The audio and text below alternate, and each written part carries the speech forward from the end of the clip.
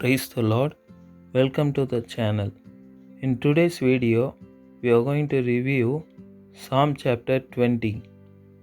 So, this psalm is also written by King David. Now, let's start reviewing with an introduction. We have before us a national anthem fitted to be sung at the outbreak of war, when the monarch was girding on his sword for the fight. If David had not been vexed with wars, we might never have been favored with such psalms as this. There is a need be for the trials of one saint, that he may yield consolation to others. A happy people here plead for a beloved sovereign and with loving hearts cry to Jehovah, God save the King. We gather that this song was intended to be sung in public not only from the matter of the song but also from its dedication to the chief musician. We know its author to have been Israel's sweet singer from the short title A Psalm of David. The particular occasion which suggested it would be mere folly to conjecture, for Israel was almost always at war in David's day.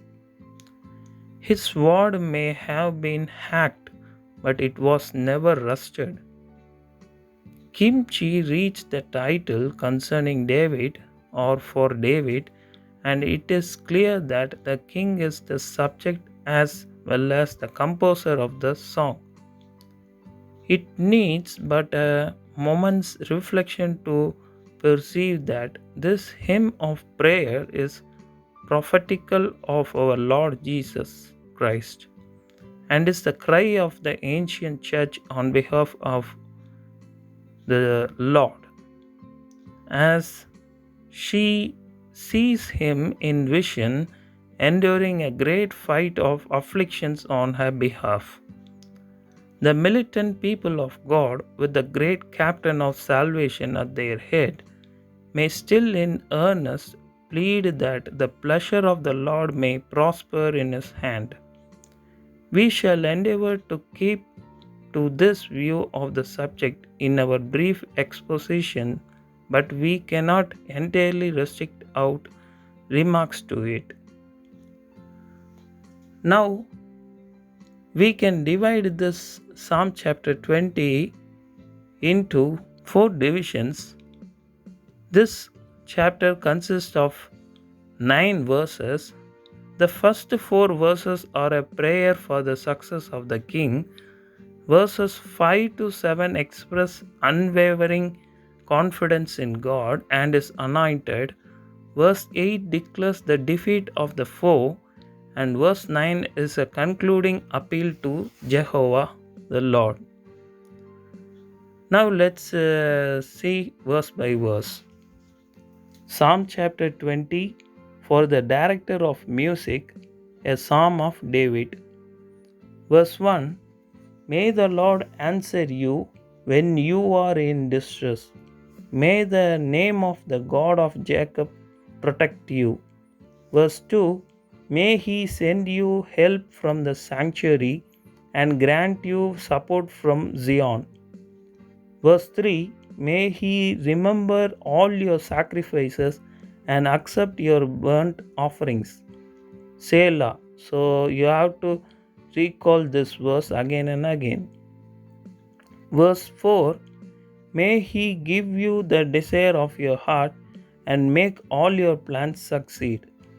Verse 5, we will shout for joy when you are victorious and will lift up our banners in the name of our God. May the Lord grant all your requests.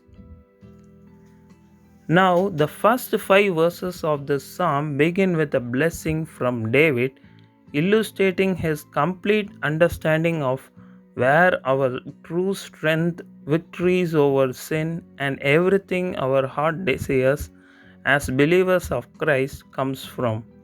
Oftentimes we are prone to forget this. If we are in trouble, call out to the Lord for help.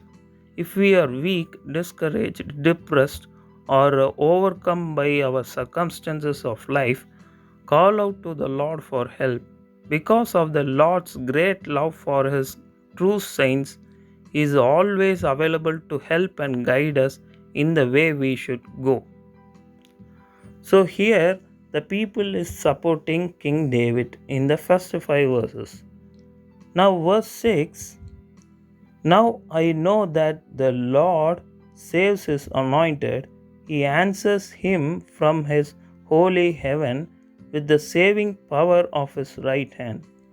Verse 7, some trust in chariots and some in horses, but we trust in the name of the Lord our God. Verse 8, they brought to their knees and fall, but we rise up and stand firm. Verse 9, O Lord, save the king, answer us when we call. So, understanding this situation brings us to that glorious testimony of David, which we can see in verse 7. Some trust in chariots and some in horses, but we will remember the name of the Lord our God. What things do we as people in this 21st century turn to instead of turning to God? We may not have chariots, but we certainly do not have any difficulty trusting in many forms of transportation we have in our days, like cars, boats, aeroplanes, vans, etc. I suppose, however, the psalmist was really thinking of military strength. What then do we trust in militarily?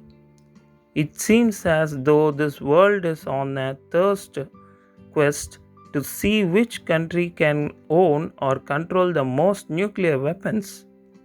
Does that mean that God is obsolete? God is just as powerful and just as much in control in this 21st century as he was in the time of the writer of this psalm. Pray today that God would surround you with an awareness of His constant presence and peace, and that you would cry out to Him for help even in the small things. God cares so much for His children that no request is too small and no child of His is too unimportant for Him to hear and answer. What an amazing God we have!